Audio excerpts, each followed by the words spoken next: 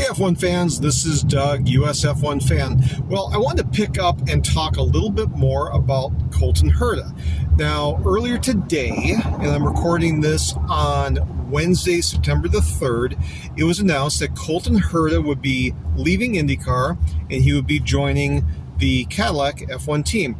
He will be their test and development driver, meaning that he will have a chance to test the car and is likely to drive in several FP1 sessions.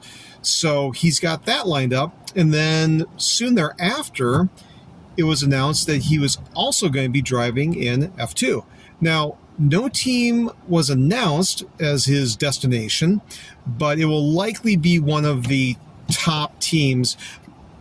Prema, ART, DOMS, High Tech, those are probably the ones he would be looking at because his goal is to acquire super license points as well as get as much experience on tracks that host F1 races as possible.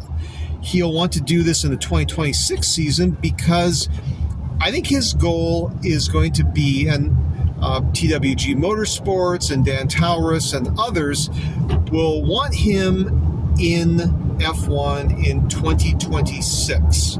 And the reason for this, part of it's age. I think also part of it is marketing, because obviously Colton Herta is an American. He's relatively young. He is media savvy, and he would bring a lot of attention to F1 in its expanding market, which is the United States. The United States now has 3 Grand Prix.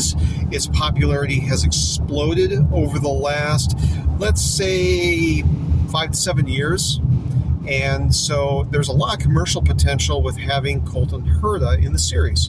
So I think the plan is for him to do as many FP1 sessions as possible and preferably do all of the F2 races in the leading team, get the required super license points, and then move on over to the main team in 2026. What that would entail is one of the existing drivers, either Sergio Perez or Valtteri Bottas, would have to make way. Now, I think that the odd man out in the situation would be Valtteri Bottas. And part of the reason why is some of it is nationality and some of it is commercial appeal. Sergio Perez comes from Mexico. It's a huge market for Cadillac. They also have operations down there, and he brings a huge fan base, a lot of sponsors, and a lot of attention. You couple that with Colton Herta, you have a very attractive driver pairing that would draw additional sponsors, get a lot of media attention, and just build the profile of the sport in both the United States and Mexico, which are 2 very big markets for Formula One. So that's how I see things shaking out. This is probably a 2-year plan for Colton Herta, where he gets experience in 2026, moves up to the main team in 2027, and hopefully has at least a couple of years in the sport where he can demonstrate his skills.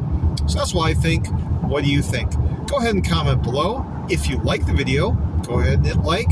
And if you want to hear more of my thoughts on this and other Formula One matters, go ahead and hit subscribe, and you'll hear more. Thanks a lot. Bye-bye.